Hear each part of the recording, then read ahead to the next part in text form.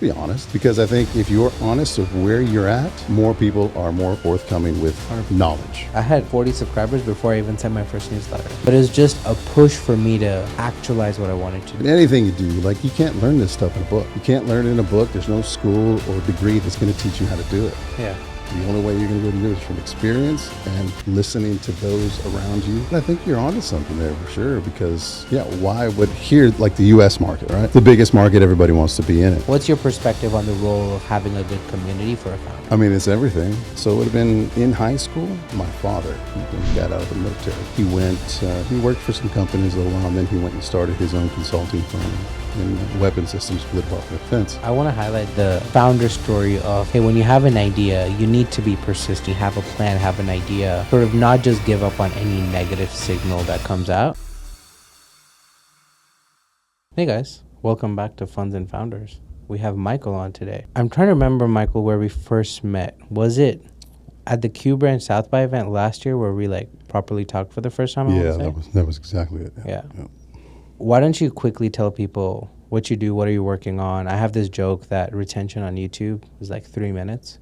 So I plug everyone I get at the beginning of the episode, and then I plug you again at the end. But quickly run through sort of what you're working on, what's top of mind, and what you've been doing. I have 3 minutes? Is that what you're telling me? Or what? No, 3 minutes retention on YouTube. So after 3 minutes, people drop off. Oh, yeah, that's for sure. Yeah. So I'm the COO of Q Branch. My brother's a CEO, and it was kind of his idea, his brainchild. But what Q Branch is we're kind of like an international accelerator, if you will, but really our focus is bringing international companies into the U.S. and giving them go-to-market strategies, putting them possibly through dual use if they have a product or something that can be used for the government. We have contracts with Spain. We had one with Spain, Japan, Singapore, Western Australia, and where they would utilize our services. They would pay us to bring in these companies, and we'd bring them up to speed with the culture of the U.S. and make sure that whatever their business model is will actually work here in the U.S. And make adjustments here or there, and then just try to facilitate meetings, whether they need meetings for customers or investors.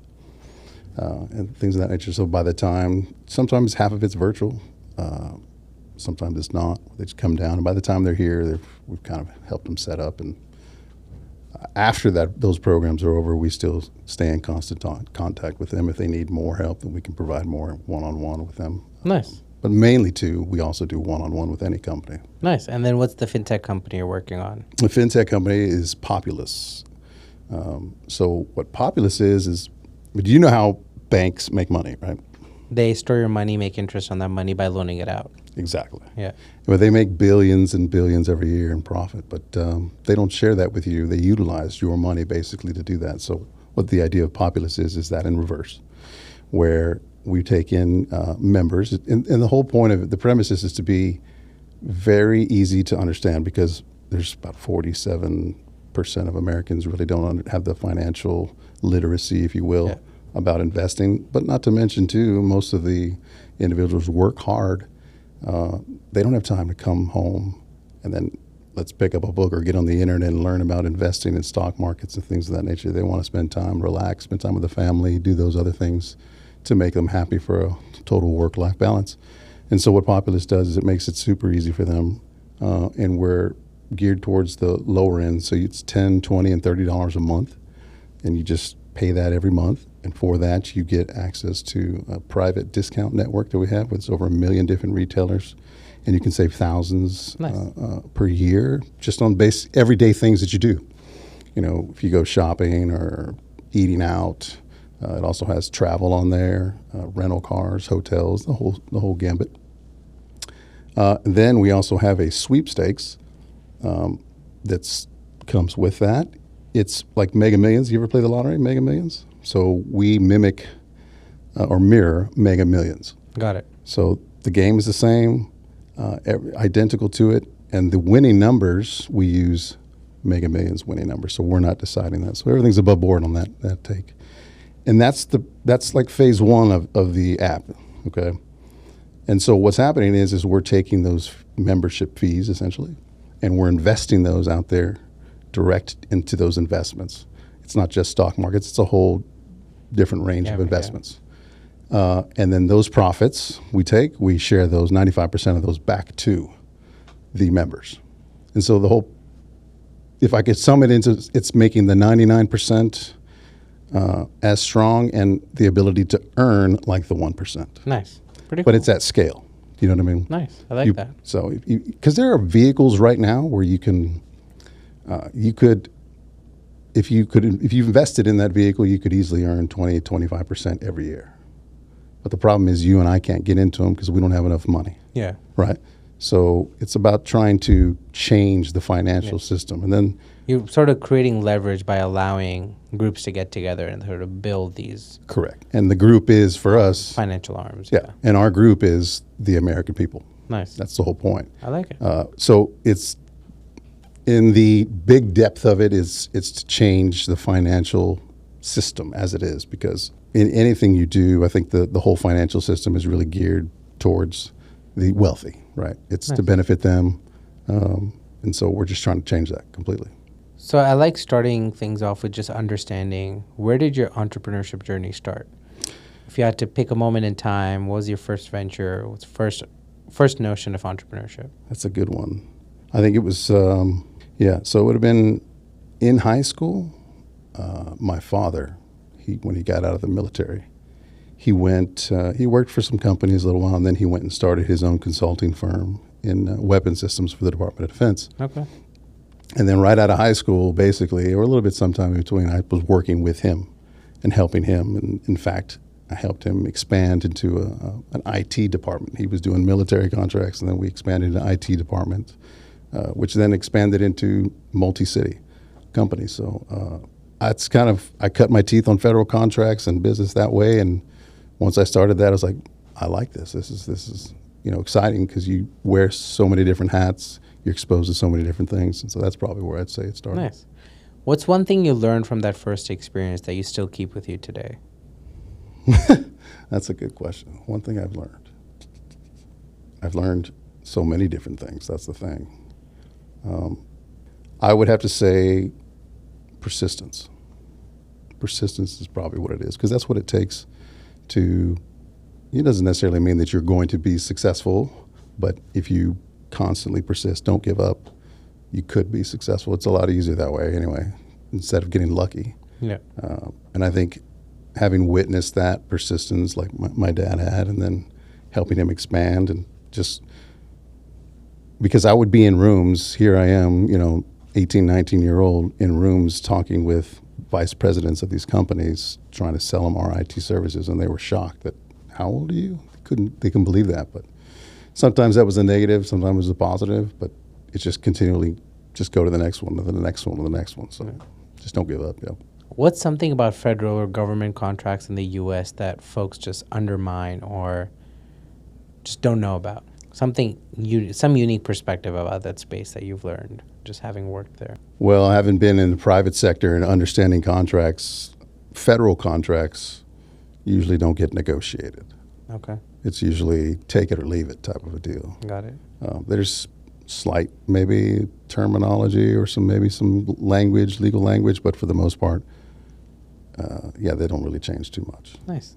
The reason I ask is I attended some talks at Capital Factory, and there's some DoD guy talking, and he stressed a lot on building the relationship with the potential buyer within the military or the army that would be your buyer. So he's like, even before you bid for a contract, or even before you talk about one, having that relationship and backer within the organization is super important to you winning and closing a deal. And that, from that perspective, I feel like in the B2B space and the enterprise SaaS space, there's still this concept of doing marketing and cold funnel where you can land a deal. It doesn't have to necessarily be relationship based, but that was one thing that just a perspective of that helps you go a lot further. So, I would probably, not having heard the whole context of the conversation, but to say relationship based would actually go against government contracts, because it's public money. Yeah. So everything has to be above board. It can't be relationship based. Yeah. However, it happens. Yes. Yeah. And it's a human instinct naturally.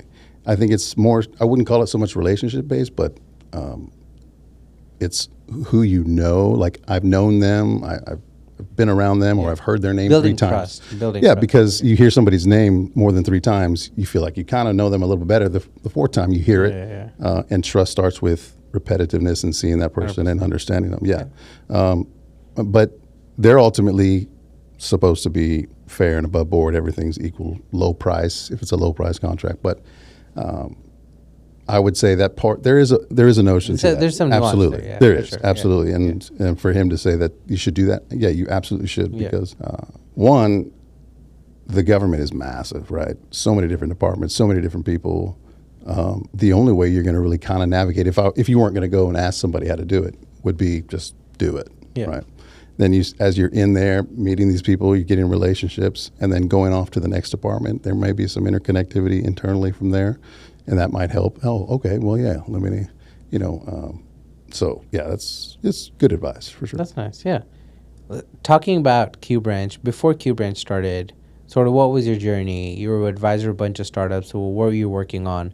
Was it mostly working with your dad's company? What kind of ventures had you done until you guys started Q Branch? Yeah, that was way on early at my dad's, but and then I got into construction. Something about construction always interested me, and went to work for several companies. I've also had several companies of my own in construction, but I did that for probably the most part. It was in development, civil construction, and commercial construction, and a little bit of residential. Like I've kind of been in it all. I did that for the majority, about 20 plus years. Nice. And then got into a little bit of private equity or a family office for a little while. Let's see, and then that's when my brother came to me with this idea of what he had at around that time, and I said, "Yeah, let's do it. Why not? Nice. Now's the time to do it." If it's When did successful, it Q is. Branch start? What was that year of? 2020. See, what are we right now? 2022 actually. 2022 was when we actually filed the paperwork and Nice. did that whole thing. And then, yeah, we were both kind of working it at the time. Let's talk about that journey of like, we have an idea, we started, to how long did it take to get your first contract? How did this idea of international, et cetera, come? How are you building those international relationships? Just talk about that sort of journey of putting the stepping stones in place and getting from 0 to 1. Yeah, I mean, there's not a specific place that you can go to in Austin where you're going to come in contact with international people. So you have to basically do everything. And my brother did a great job about that, going to the different ecosystems and getting to know people and harnessing or fostering those relationships. And I think it was probably maybe about a year till we actually got the first contract, about a year into it. And it was a good one. It was with Japan, actually. So Nice. yeah.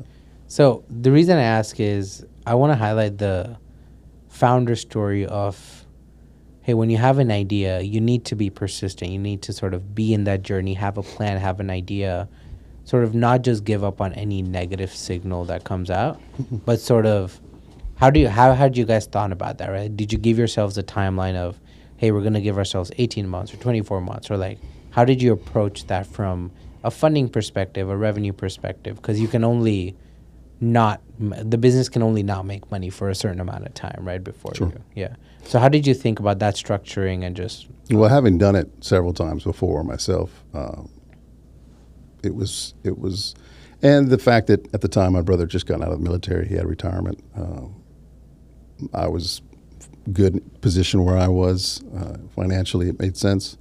And so I don't think we really actually said, hey, if we don't get to this point, we're going to call it quits. It was just, we didn't worry about that. It's like, just continue to move forward. Every step you can, move forward.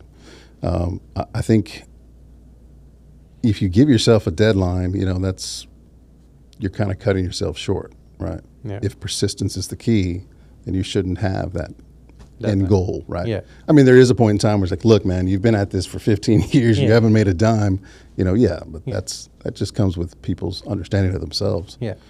Not everybody's going to be successful. Not everybody can do it. 100%, yeah. Not everybody has the fortitude to continue to go and fight until they make it. So those that do, you know, whether it's successful or not, they did it. You know, Nice. they went through. It's about the journey. So, Yeah. in anything you do, like you can't learn this stuff in a book. You can't learn it in a book. There's no school or degree that's going to teach you how to do it. Yeah. The only way you're going to be able to do it is from experience and listening to those around you that have been through that before. That's crucial. I mean, that's the book, right? To be able to download that from people and they're willing to do that. Now, is their advice identical to yours? No. But if you're going to go down a path that nobody has gone down, let's say it's some new technology, it makes sense to listen to those that have been down the path next to it, right? That's similar in a way, because a lot of the pitfalls, a lot of the mistakes are going to be repeated if you don't know that, just like history. Makes sense. Yeah. And the reason I ask is, traditional statistics, 9 out of 10 startups fail. Only one gets successful. And I was talking with someone earlier today where we were talking about just taking shots at target of like, how often are you willing to just, I have an idea, I have a vision, let me pursue it. Okay, I'm seeing traction on B2B, let's go down that. There's some shift, I see some traction in this QSR space, you navigate and you do that. And then just that persistence that you're talking about, you got to have a little bit of naivety, but you also, I think, and this is my opinion, is there should be an approach of like, hey, here are some assumptions with which I'm starting this business. If at any point in time, those are completely invalidated, you should understand, realize that, and then figure out, okay, what is the pivot I'm making? What is the change in direction I'm taking? How do I figure out how to actually build this into a profitable business? Because if you're not making money from it, if it's just something that's a time sink and a money sink, is it really a business at that point versus a project or like what people would call a hobby, right? Yeah. But just having, like, understanding that, to your point, and you guys having done it before, I think that sort of also helps you make smarter moves in the process, right? Even if not every move worked out, but Right. it helped you get there, right? Yeah. So I would say that you kind of have to, you can't just, you can overthink things, right? Sometimes you just have to pull the trigger and go. yeah, And learn as you go. You just have to. I mean, if you sit there and overanalyze every single step, and the best teacher to me, I think, is mistakes. It's the best teacher. You make a mistake, you're not going to do it again because you've been through it. Versus me telling you about the mistake, and then you're trying to think, should I do it, should I not? Well, I'm not going to listen to it, I'm going to do it. And it turns out to be a mistake. Well, now you're definitely not going to do that again, and you're going to, it's that same process, right? Yeah. But just go, just do it. And the other thing too would be talk about it. I mean, there's sometimes, like for me with Populist, I've kept it stealth mode for a little too long, and I should have been. But even in the idea phase, if you have an idea, you can be caught up in your head for a long period of time. So just tell somebody about the idea. What do you think? Right? That's like that's early market gauging in a way, right? Validation. Then it may not be your customer, but from a business standpoint, you never know, right? There's these people work in companies. It might just be an accounting thing, and they can look at, well, what do you think that doesn't make financial sense? It wouldn't make money. Where would the revenue come from? If friends, families, things like that, mention them, colleagues, talk about it, see what their gauge is. Is it a good idea? Well, maybe. Who never know? You could be talking to somebody that could help you, right? Well, if that's what you're going to do, or that's a great idea, then you know what? I know somebody, or 6 degrees of separation. You never know. So I would say talk about it and be honest about it where you're at. Don't try to present it as, well, I'm about to go and my app's going to hit the store here in 2 months, but in reality, you haven't done a single bit of coding, right? Yeah. Just be honest, because I think if you're honest of where you're at, more people are more forthcoming with 100%. knowledge. 100%, right. And also, if you oversell, you sort of tend to already cut out potential help that, like if you're like, hey, I'm in idea phase having difficulty, maybe someone can help you launch, right? Exactly. But if you're like, oh no, we're already, like, okay, you got your shit together, like I can't really help you. Yeah, exactly. You have to be open-minded for sure, because there's times where you get stuck in the weeds and you can't see it, right? Even me, for Populist, I took for a long time to try to figure out the name, and I finally decided, I'm just sticking with this one. I'll rebrand it later. That's fine if it's not. You know what I mean? You just got to go. You can't get too caught up in it. So you work a lot with international founders. QBranch sort of facilitates that in Austin. What's something that's you've noticed a difference between local Austin founders or just founders in the U.S. versus these founders that are coming from outside of the U.S.? Like, any stark differences in just approach or personality or characteristics or how they approach building? Because I know a bunch of founders in India, and approach to building is very different than like founders here, and like how they approach building and how they approach fundraising. But any insights on that? Any comparison? Well, there's always a cultural difference, Yeah. right? Cultures extend to business, and that's different. Like, for example, in Japan, they're a little more conservative on everything that they do. And when you're pitching over there, they want more information. Okay. Here in the U.S., they want less information, smaller pitch decks, more vocal, and just let's get through it type of a thing. And then they want more information than later. So things like that are different. You have to, I guess what I kind of noticed in the majority of them is that they're more risk takers than You mean from locally. outside? Okay. Locally. Interesting. Yeah. And the reason for that is because look what they're doing. I mean, they have their company over there, and now they're looking to expand here into the U.S. market they know nothing about. Yeah. Nothing about, right? And so that's even more of a risk, coming to a whole other country to do that, especially the U.S. since it's kind of isolated by itself. But I mean, from Europe, I would say they're probably more risk takers. But they're probably maybe a little more persistent. But of course, I can't gauge that against everyone. Yeah. 100%. My sample size has been very small, Yeah, yeah. you know, but It's still a frame of reference because I feel like, and maybe I'm, because of like my reach is limited, maybe I just don't see this, but I feel like there's not a lot of crossover of just like techniques and tactics, and like you're not reaching to founders from other countries like, hey, how did you do this? Hey, you're always hell bent on like American founders Yeah. in the U.S. because they understand the TAM or they're in a similar space. But I don't personally know a lot of founders who like, oh, hey, I see this person in Europe is doing this, or in like Israel is doing this. Let's read out and see how they approach this, or like whatever, right? So maybe that's just biased because my circle doesn't do that. Maybe people do that, but I feel like there's some lack of crossover there. no, you know what? I think you're onto something there for sure because, why would here, like the U.S. market, right? It's the biggest market. Everybody wants to be in it. And if I'm developing something, I wouldn't think about, well, let me go see if there's something similar in Europe to see how it worked, right? Yeah. But I think you are onto something for sure. I think it really boils down to research. If you're researching your idea and you're very thorough as you can be, you should be looking in different countries and see what those, if there are companies that are similar to it, what they've done. Yeah. You know? One second, I'm just making a quick note. Yeah. Cut this out. But I was just thinking of, based on that thought, like a random idea could pursue with like. You just don't think about it because you're not interested in that market. You're in the market that you're in. And I guess you probably think about it in the future or with your expansion and things of that nature. But yeah, they're.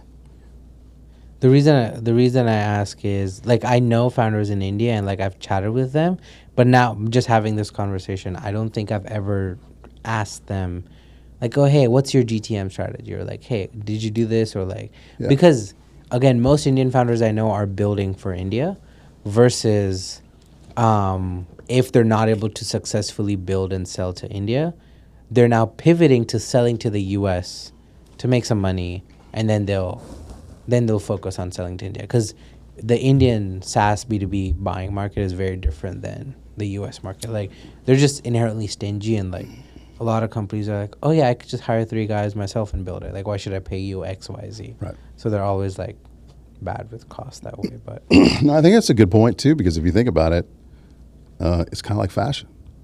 Fashion shifts from country to country. Like, you have people who say, oh, it starts in Italy or something like that. They're the fashion forward, and then it trickles down over so many years. But it's the same thing. So if it worked over there, it could work here. Yeah. You know? Yeah, I like that. I was just thinking there's a potential to build maybe some sort of like newsletter content arm just for founders to be like, hey, tell me what space you're in, and once a month I'll send you what your space is doing in XYZ country, because it's just an input signal of like, Yeah, and I think I've only been in this market here, so yeah, they think about this is the biggest market. Yeah. I wouldn't pay attention to any other market Yeah. unless I was expanding later or my business was planned to go there. But if you take it from their perspective, we want to watch what the biggest market's doing. Yeah. Because we're the Italy of fashion, Yeah. if you will, when it comes to tech. And so, yeah, that's So the reason that's an interesting analogy you say that, I had a founder on who sold one of Nigeria's largest job boards. He's now in the US doing some payment stuff. But he was telling me that when he came up with the idea, he had this insight that the Nigerian market tracks the Indian market by 7 to 8 years behind. And so when he was looking at what to build in, he came across job sites, job boards, and everything. He's like, oh, let me go to India and see what their job market looks like. And so Naukri.com is the biggest job website in India. And he's like, oh, they're growing, their traffic's growing, their economy is growing. So he sort of modeled potential success of his job board in Nigeria based on hey, I see this is growing. I know we track 5-6 years behind. So maybe there's opportunity for me to build. And so like that perspective of what you're saying, maybe being in the US, what founders just assume is, there's no one for me to learn from because they're all looking to the US for like guidance. But that was an interesting like shift of just. No, that's good though too. But and not to bring it back, but it's the historical thing, right? Because like fashion is cyclical. Yeah. It always seems to come back in some shape or form. So you should always be looking at that. If we don't want to look at other tech leaders out there or companies that are leading the way out there, then we should at least look at the older ones and the history of those little what type of things. But I think, like for me, I really enjoy corporate history, if you will, because it shapes the way everything kind of we do, to be honest with you. So like to learn about companies that acquired so many companies here or takeovers and things. It's all very interesting. I love that stuff. But it's stuff like that we don't actually record. Yeah. We should, unless it's national news or something. Yeah, that's cool. So shifting gears a little bit, I wanted to get your take on just community, importance of community.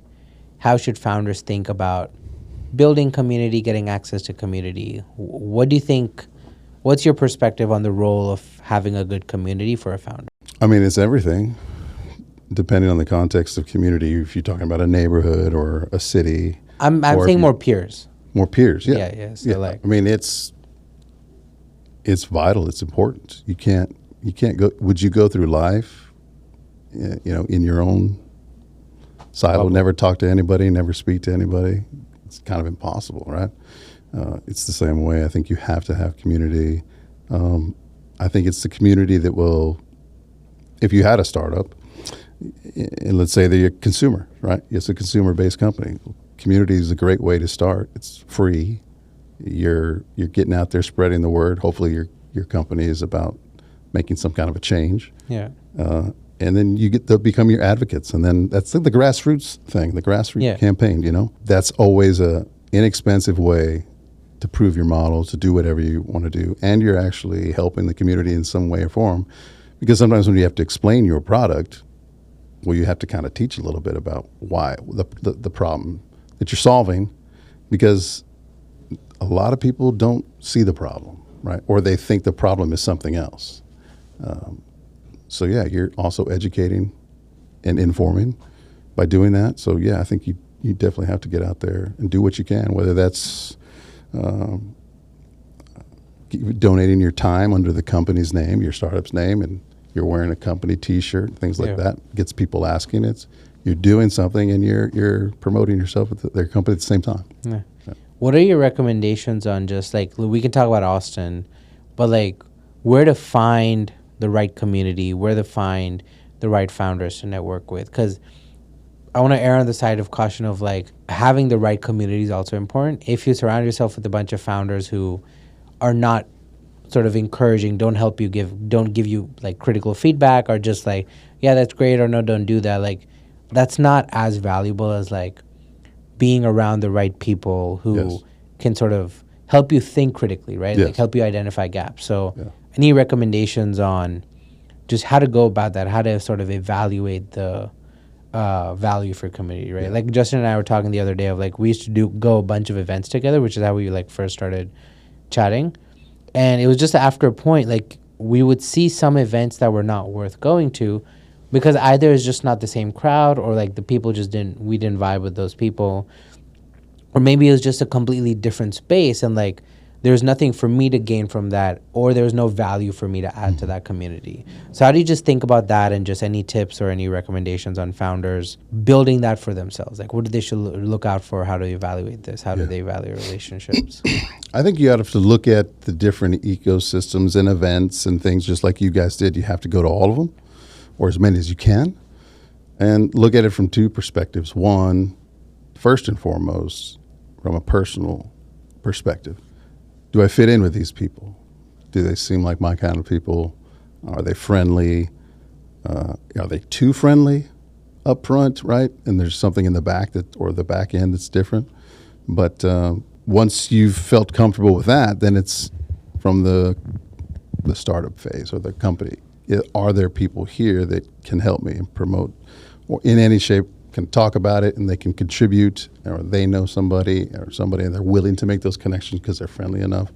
But I think you should probably also, and while you're out there in these communities, and if there's a few of these ecosystems that you're really interested in, outside of those ecosystems, ask about them from people that may have been there before because the grass is not always greener on the other side, right? Yeah, yeah. They present a great face, Yeah. but then you ask the alumni of those or that have been through them for 2 years or not there anymore, why?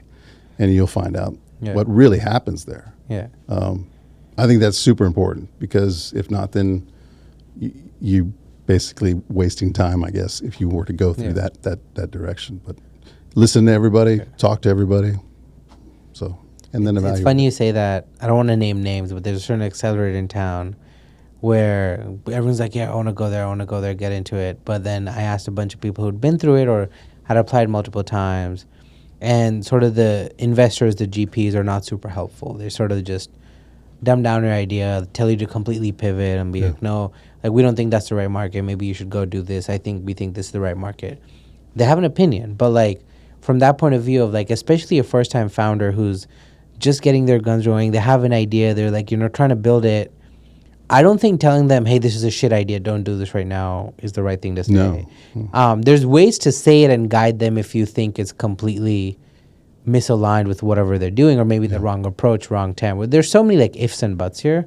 But still, like just in general, I feel like that's the wrong way to sort of approach mentoring, especially a first-time founder, right? Like, I mean, it is a wrong approach, but at the same time, it doesn't coddle them, I guess. You know, I get that portion of it. But no, for me, it's like whenever somebody's telling me about a new company or something, you have to seek first to understand, right? So before you pass judgment on what it is, understand where it comes from. Yes. It's not just what he's telling you as his business model. What caused him to come up with the idea, What impacted him emotionally, is once you understand that better, you understand what he's trying to do, and you can make the determination to say, okay, I get it, but you're not explaining it right. Here, let me help you message your messaging better, or I get it, but it's not going to work. And just tell them the truth. I don't think it's going to work. It's that one man's opinion anyway, right? Yeah. And I would welcome that. If I told somebody that and they told me that, I'd be like, okay, tell me more. Why do you not? Yeah. You want information. You need that information because that's what's going to help. Yeah. So the only counter argument I have to that is that I agree that's good information to have, but especially when you're super early on, you haven't been in business for, like you've done multiple business, so you understand sort of the cycle and the economics and like just the mentality behind it. But for a first-time founder who's only been an employee before, I feel like negative news is very disheartening. Yes. And I'm not saying you shouldn't learn how to use it, but there's ways to sort of cushion the blow and help them see the path to what you're talking about of like, hey, here's my opinion. You're still welcome to go pursue it. It's your choice at the end of the day. But I feel like what I've noticed is a lot of early, like if I say that's a bad idea, they'd be like, maybe you're right. Yeah. Like whatever doubt they had just got validated. So now they're like, oh yeah, maybe I was right. That wasn't a good idea. That's true. So yeah, the approach is definitely a part of it. because they're not the one Yeah. to choose. They're not the chooser. So for them, it's like, look, this is what I see. You could make some adjustments here. That's just my opinion. That for whatever, take it for whatever it's worth. Yeah. But you also have to still be open, right? Just because I told you this is my thought about it, if I were to critique you on that, I'd tell you what I thought and the reason why I thought that. But I could be wrong, and I hope that I am. And come back to me if you need some more help, or I'll check in on you to see how things are going. I'd love to be proven wrong, right? It's about sharing that information and being openness, because the more knowledge we can share, the more we can progress as 100%. a society. The podcast I was recording before this, it's funny because he's exited before. He's working on a new AI sales idea now, and we were chatting about some enterprise B2B communication idea I had that was like based around podcasting content, using AI to help disseminate information within like a bigger enterprise. And I was like, it's an idea I've had. It's nothing I've pursued like, oh, let me go like build this tomorrow. But every time I meet this person, he'll bring it up. He's like, what are you doing about that? What are you thinking about that? He's like, I think you should maybe just look into it a little bit. So like he's having those like soft nudges to sort of help me figure out what that idea could be, right? And I feel like that kind of guidance and mentorship within a space is super important, because sometimes maybe I'm focused on the wrong idea. He thinks there's something there, so he's just nudging me enough to like, go just think about it. Just go talk to one or two people. Like, don't build anything. Just see if there's something there, because he thinks there's something there with his experience. So I feel like that also is a little important within the space of like help folks identify the right company. I don't know which podcast I was listening to. It was some cold email something, but these guys internally had built a company that was just like ZoomInfo. ZoomInfo is now a multi-billion-dollar company, but these guys are like, we had what they had before they had it, and it was better, but it was an internal tool. Mm-hmm. But he's like, no one ever told me to think about that as a profitable business arm. I never saw it myself. And then in hindsight, if I would have just focused on that and started selling that and building that, we could have become ZoomInfo before ZoomInfo became ZoomInfo. Yeah, but it was an internal thing, right? Yeah. And that's considered IP. So you're not really going to talk to anybody outside about that information. I guarantee that person who probably took that idea used to work there. So could be, probably, I would assume something like that, or at least somebody told them the information. But I think what you're talking about is in the larger corporations, I mean, that's where innovation's impossible. Yeah. There's too many flags to run it up and decision by committee. A smart CEO would put an innovation arm or department in a company that only reports directly to him. And they're going out and dissecting the company to see where we could innovate and come up with new things. And then we put that, here's what we're going to do, but if it's working for us, it obviously can work for others, right? So from that, you spring out another company, boom, boom, and they have the money and the backing, the customers and all that. And now at that point, what are you doing? Now you're selling and making money off your competitors. Who doesn't want that business model? Yeah. Right? And you innovate internally and externally. Yeah. That's what's needed, but that takes an innovative mind to think like that, right? And it's also like in hindsight, you're saying this not because ZoomInfo became a big company, but like, let's say you went back, maybe there wasn't anything there. Right. But again, right, there's a lot of context here, but it's just another analogy to sort of say of like, how do you build the right group, the right mentality, the right like hearing partners to bounce ideas off, to sort of get feedback on. Feedback should be critical and realistic, but I don't think it should ever be like, that's a shit idea, don't do that. Because no one ever knows, right? That's, again, a personal opinion. Yes. So I feel like there has to, like, you have to surround yourself with the right group of people here to sort of... And you'll know. I mean, you should know if you're emotionally or socially intelligent, you can pick up, he's going to be a little bit blunt, and that may not go with my personality. So you're not going to know that unless you get out. Yeah. And then hear from others, right? They say, well, be careful with him. He's kind of blunt. Oh, okay. Well, then I know to take it with a grain of salt or whatever. He's usually not right. Yeah. But again, it is just one person's opinion. Yeah, yeah. And I mean, again, one of the goals of the podcast is if even one person can listen to this and maybe get an idea or make a decision or do something that helps them unblock something. That's sort of the idea and goal. So again, everything's with a grain of salt. Like, not a financial advisor. Don't listen to my advice. But You want me to give some advice that you're saying? but yeah, no, I think that's a good segue. Any other things that come to mind when I say founder community, how to build the right community? Any things that come to mind there? Founder and community, how to build the right community. You have to be a part of it, right? You have to give and take, and in particular, when we're talking about, let's just talk about the ecosystem for the startups and everything like that.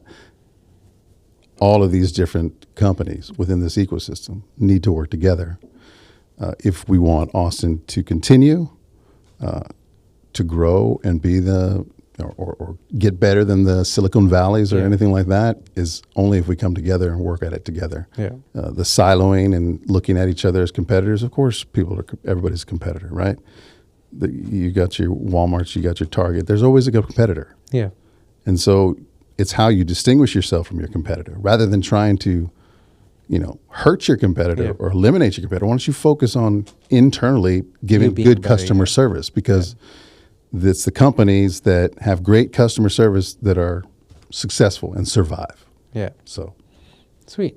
And then just based off that thought, one thing I was going to say is you mentioned Silicon Valley. I want to say that understanding where you are, which city you are, what kind of environment you are, will curate a lot of how you approach startup building.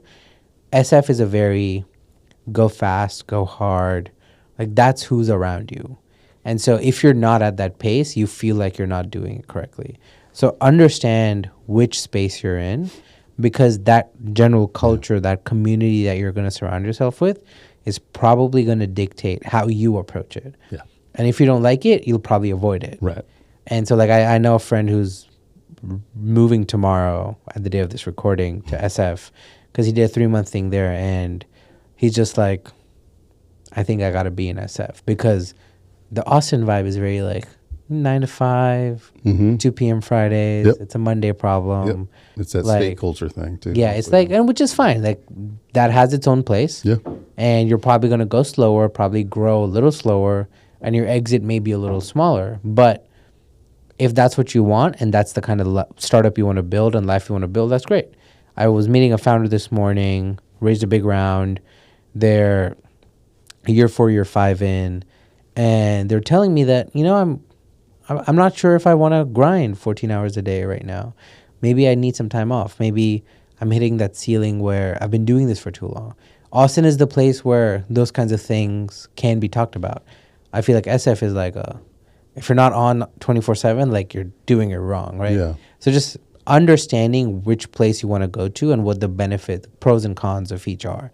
I'm not saying one is right, one is wrong, but there's some perspective there of like. Yeah. But I think that's a harder thing to do, right? Well, it's as easy as going to different events within one city. We're talking about, let me go to different cities to get the cultures of the different cities before I decide where I want to be. That's kind of hard. It is hard. Yeah. But, again, your ideas come from the community, right? So stands to reason it's going to play both on, should work in most communities, but different pace of life. Yeah, everybody's different. This person, I'm sure, they're from here, right, originally. So they had the opportunity to go over there and maybe felt it was different. So, but they don't get those opportunities if they're not out in all the different places and learning. So. 100%. Yeah. One thing I was going to ask is, last thing about like founders and community and just advice. But if I'm building, how important is the kind of corporates or like the partners in that space, right? So if you're building B2B SaaS, there's certain spaces where there's a lot of B2B SaaS representation, right? Like New York is known for like finance and fashion and stuff, right? Dallas is known for, I want to say finance and industrial and stuff. Like Houston has an oil place. Like, how much do you think that matters to a founder's growth and success? And like Q Branch is bringing people to Austin, right?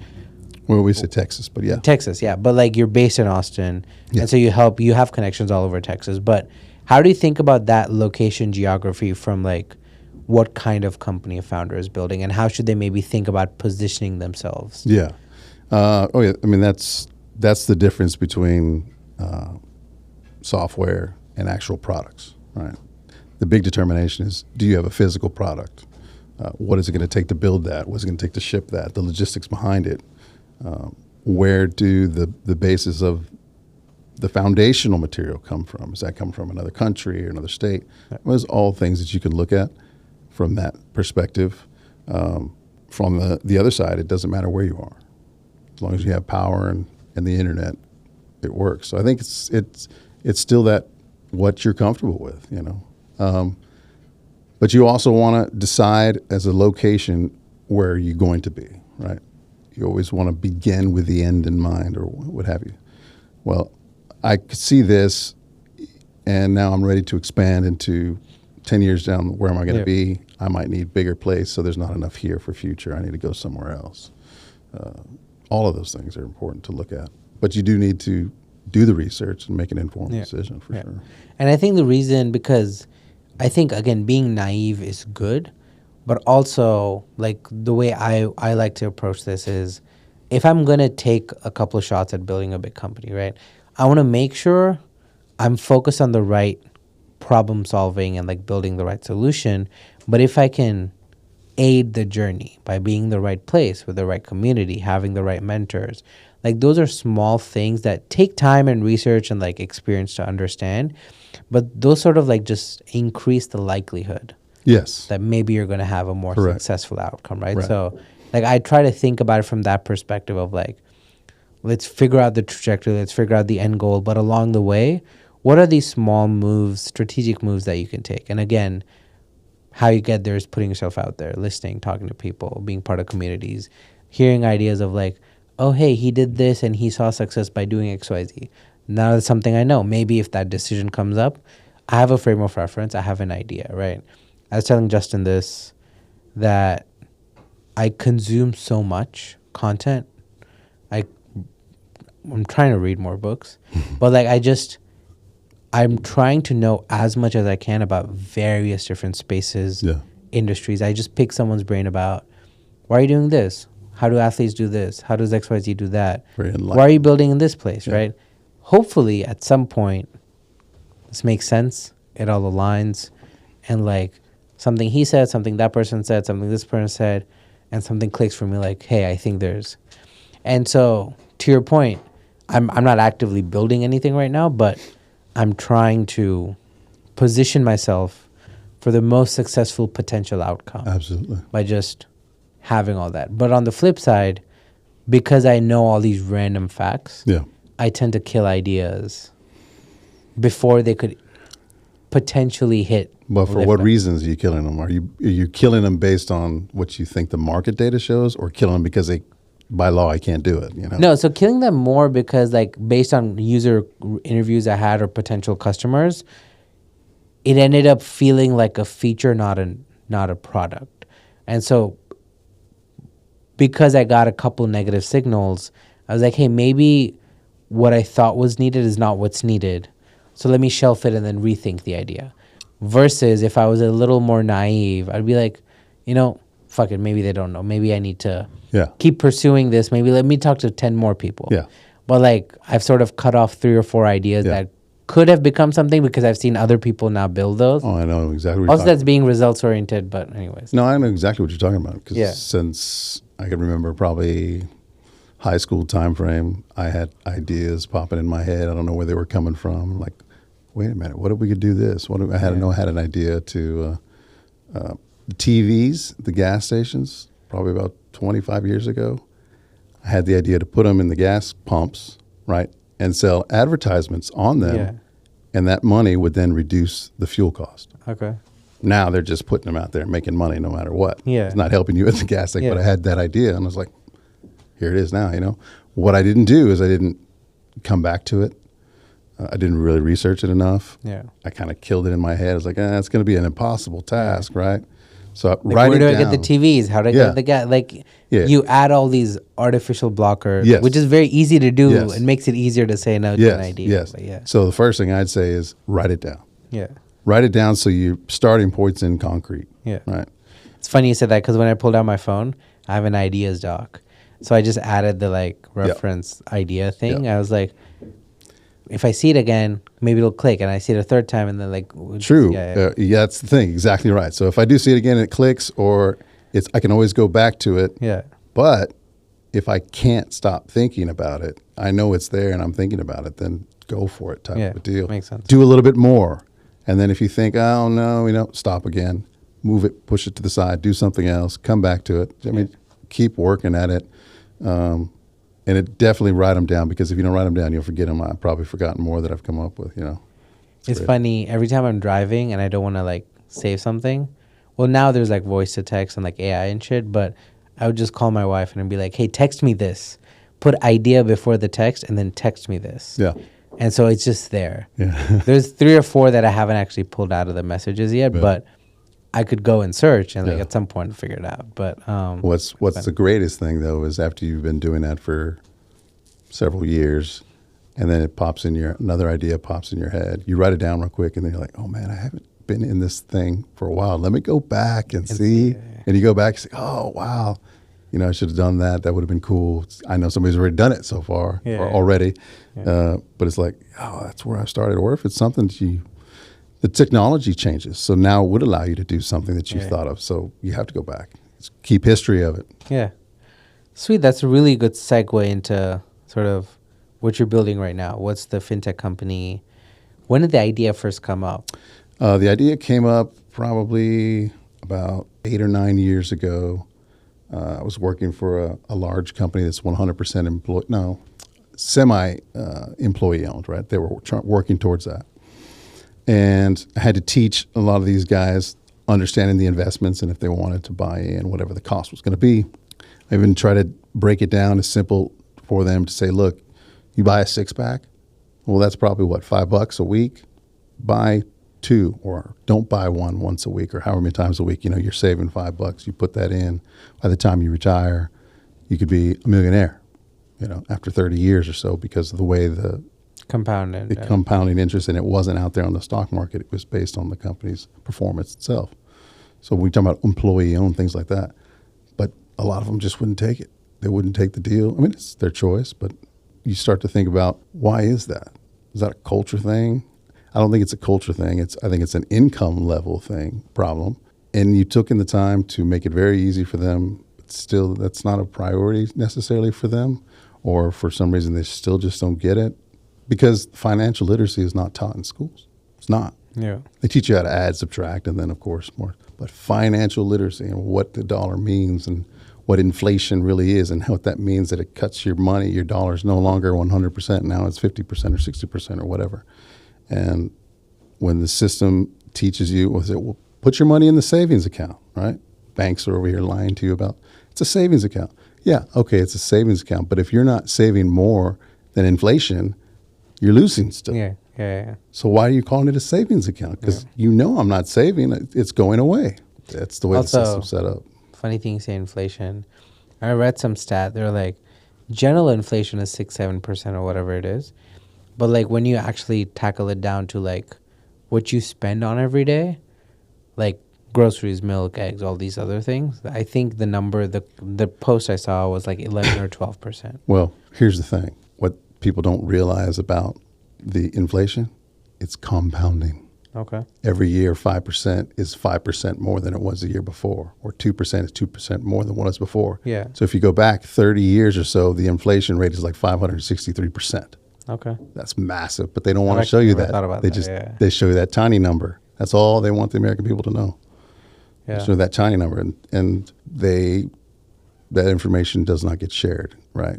You have to search for that information. Also, I feel like there's some, not negative, but like people don't want to accept that that's reality, right? Right. Like, because if I start, it's too big to visualizing it. If I start like writing it down, and like if I see 563% every day, yes, I'm like, it becomes reality. Yeah. It's a lot more scary. It's harder to like fathom and stuff. Yeah. So I feel like there's probably some of that, but because then if people start going into panic, that's a whole different problem. Well, but here's the thing you got to think about. If I did explain that to you, is it going to be any different tomorrow? No. No. Yeah. Or the day after that? No. You're still down that path. But maybe I make decisions. Exactly. You can make the decisions now. So don't let it scare you because it's not going to change tomorrow. Yeah.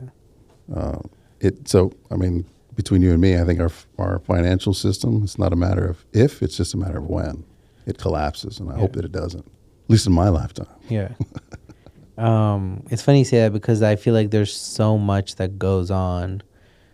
We're talking about something about finance and money and how money moves and stuff. And it's like, oh, there's so much under the hood. Oh, yeah. That I could never understand. Like, it's just so beyond my...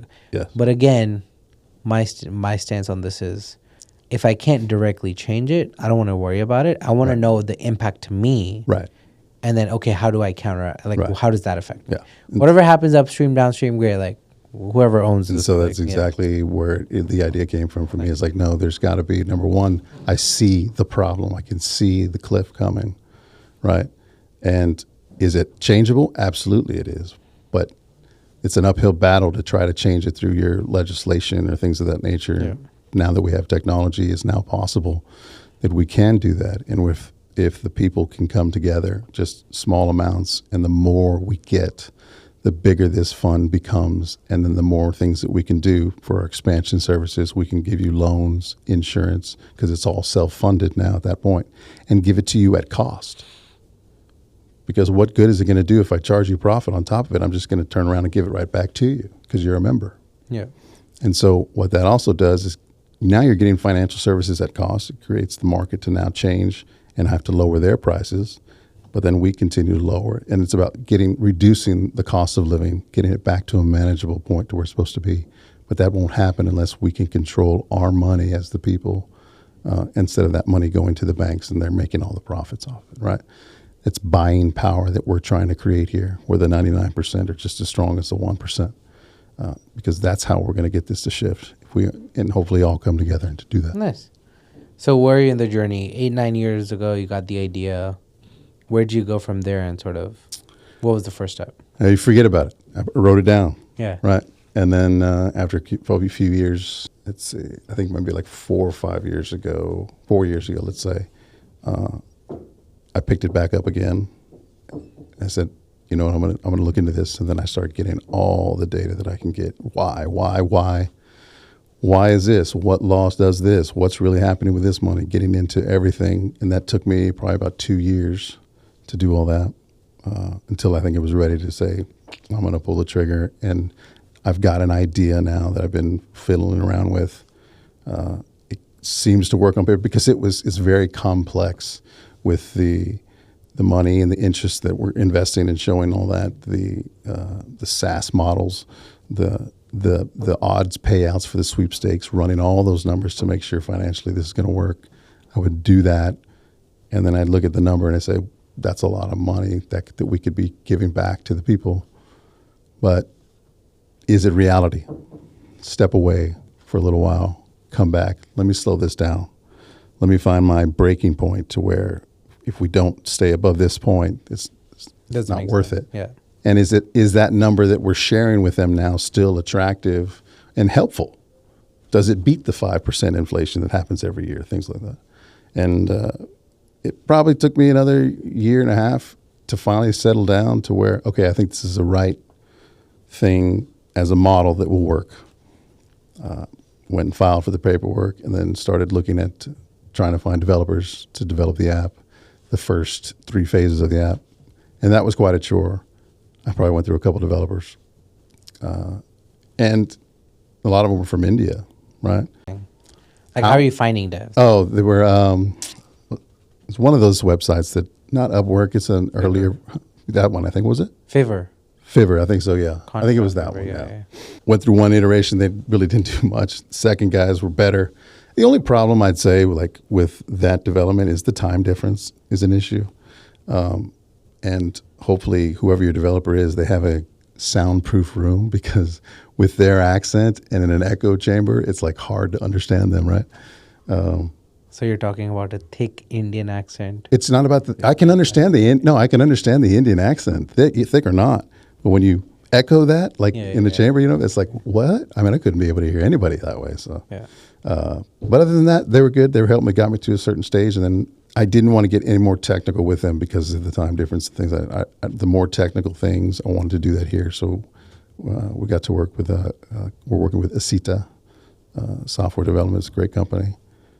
They helped pushed it to the end, and then now launch it. So it's been launched now for I think 4 or 5 months now. Nice. We still have only about 11. I'm surprised we haven't talked about this yet. Yeah. Okay. We only have 11 people on it, but there's a lot of interest. Maybe 30 or 40 people that have downloaded the app and are interested in looking at it. So what platforms are you on? we're on iOS and Android. Yeah. Okay. iOS Nice. and Android. Are you built in React Native, or do you know? Yeah, I think it's React Native. Yeah. Got it. Okay. So now we're at the point where we're ready to start marketing and pushing Nice. this Grassroots because we kind of worked with some of the kinks. There's still a few little things we have to work on, but we have to start getting the money coming in now Nice. at this point. So, Are you comfortable saying how much it cost to build from idea to like where you are now? Like, what was the total time and cost? I think it was probably around 200,000 or Okay. so over a year and a half period. Yeah. Yeah. It could have been less, but Yeah. And again, the only reason I'm saying is I want people listening to understand sort of the journey, the time it took, Yeah. the iterations, and the amount of capital it took to get there, right? Because Right. maybe people make the argument that with like Replit, Lovable, Bolt, all these things, like it's easier now, but I feel like AI is really good for a founder to visualize what they want to build. yeah. But like, especially when you're doing financial stuff, I think AI isn't there yet. Like, it can't spin up a payments app in a financial institution for you right Well, I now. mean, the 200 grand wasn't like all software development. Yeah. There's other things involved Yeah. in it too, but yeah. But yeah, to your, like, again, just to like ground people of like, hey, here's what it took. Here's Yeah. what it, yeah. And could it be done cheaper? Absolutely it could. Yeah. But I was doing it as I was doing other things Yeah, too. 100%. So, Yeah. you know, There's always time, effort, Time, trade-off. yeah, Like, for right? sure, yeah. I think 100%, like, I'm doing like 4 or 5 things right now. Mm-hmm. 100% if I focus on one of them, it'll do a lot better. But I want to do the 4 or 5 things. Yeah, So like I understand the trade-offs of like what I'm giving up for what I'm gaining with each of the efforts. yeah, we even now, having been in the ecosystem now for a couple of years, had I known that before I started, it would have been better because, yeah, there are other ways to do it. Yeah. Working with somebody else that's capable of doing it, it just wasn't something I was thinking about at the time. Yeah, 100%. And also, like, sometimes it's okay to choose the path of least resistance if it helps you make progress. Yeah. Like, I don't know what I was talking about. I started a local newsletter where I live in Arkansas. Cool. And I was just like, let me do it. Like, and then I pushed it off. And then, like, fuck it, let me run a Facebook ad. I copied Morning Brew's ad. Yeah. I just run an ad. I started getting subscribers for less than $1 a subscriber. I was Yeah. like, great. I had 40 subscribers before I even sent my first newsletter. Yeah. But it was just a push for me to actualize what I wanted to do. Right. To end up actually building it. So then now I've like done it as like 6, 7 issues. It's pretty basic. It's like nothing fancy. But I forced myself to just make the first move. If it didn't work, I would have just shut it off. I have nothing to lose. $20, $30, $50. Yeah. What do I have to lose with $50, right? But to your point of like, you make progress, right? Like I always recommend what's your path of least resistance? Because if you add all these blockers, you're just never going to get there. Right. I mean, you have to go at it slow unless you can get some validation from a market to say, you know, you're on there. And that's almost impossible to get. However, back in the day, it was a lot easier because you had these centralized areas of where people got their information from. Now it's not. Everybody's spread across so many different platforms. Information centrality is hard, right? Nice. But I always go back to I can't remember the exact name, but it's about the Hudson car. Have you seen that movie? No, I haven't. The guy had an idea, and so what all he did was pay for advertisement in a magazine. He wanted to design a car, so he had an artist draw the car and put it in a magazine. He paid for it to be in there, and he got flooded in with letters. Right, it was back in the day, with letters from people that wanted to buy it, dealerships that wanted to be dealers of it, investors that want to invest in it, and boom, his idea came together all to him, something like that. Yeah. I wish we still had something like that. You could just do some poster out there and see the reaction that you get from the market. I mean, you still can, but there's not as central as it was back then. So, but I would do the same thing today. Just blast it out there, see what people think. See how much coverage you can get for nothing. It's market validation. It might be validation for you to continue moving forward, for sure. I like that. A couple rapid fire questions I like asking towards the end. What's your tech stack? What are you building your startup in right now? And like, if you could go through HubSpot, Google Suite, React Native, whatever you know off the top of your head. I mean, React Native is the only thing that we've been using. Yeah. And what about other tools to help support your business in terms of like CRM? We have partnerships with another company, this Access Development, and they're actually we do an API through them for the travel, nice, and hotels and stuff. Yeah, nice. And they provide us with the discounts that we offer. Yeah. Nice, pretty cool. Yeah. What's your support system? What allows you to be running a company? We host this poker event. Building a startup. What allows you to just constantly be in this space and like thrive? I think the new ideas, man. The new ideas, the new technology. That's like hearing what people are coming up with next and trying to keep up with it. You're seeing progress. I think in my whole career, I probably moved around a little bit too much because I would, after a certain point in time, You're bored. I'm bored. I've figured it all out. I need to move on, or they won't let me change things here because I have a million ideas. So I'll move somewhere else. And then usually, because you're the new guy, and you're the new guy with some experience, they tend to listen to you a little bit more. But if you don't get most of those ideas out in the beginning, over time they start to listen. You're not the new guy, right? Not the inventive ones. I don't know, but that's cool. So that's what it did. Sweet. And then, what's next for you? What's next for Q Branch? What's next for Populist? Q Branch, we're going to keep going, man, and keep growing. Hopefully, more countries will work with us. We're doing a dual use accelerator now. It's our first one this at ever, and that's for anybody that wants to come in and do work for the federal government, not just through CIBR. That's a different process, and it's a longer process. There are all different types that. Different methods to go and get that information, and we know how to get you there. And nice. Yeah. That's pretty cool. And then, before we wrap up, what do you want to plug? Who should reach out? Where should they reach out? How should they reach out? What do you want people to know about? Anything? Yeah, anything. Just plug Populist, right? Yeah. So get to the website. It's Populace, POPULACE.app. It's the website. And we'll read about it. We'll link everything here. Oh, there you go. Yeah. Push that here. Yeah. Can we get a close up here? Yeah. Get out there and find out the information. Download the app. I think we're offering a 7-day trial. Nice. Right. So just try it out. It's super simple, super easy. The whole idea is just for you to basically sign up and forget it.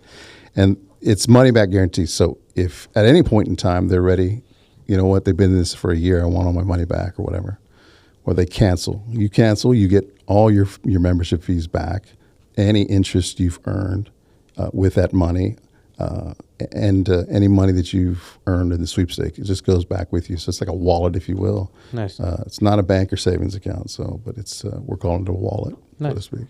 Pretty cool. That's the intent. I like that. And then we'll download the app, and if folks have feedback, LinkedIn and stuff, we'll link all that stuff for you. Cool. In the show notes. I want to say awesome. This will be out in a couple of weeks, but if you want it out at a certain time, we'll figure that out. But if not, then it's awesome. I appreciate you asking. I'll try to time it with the next event, and then we'll be like, hey, go. There you go, right?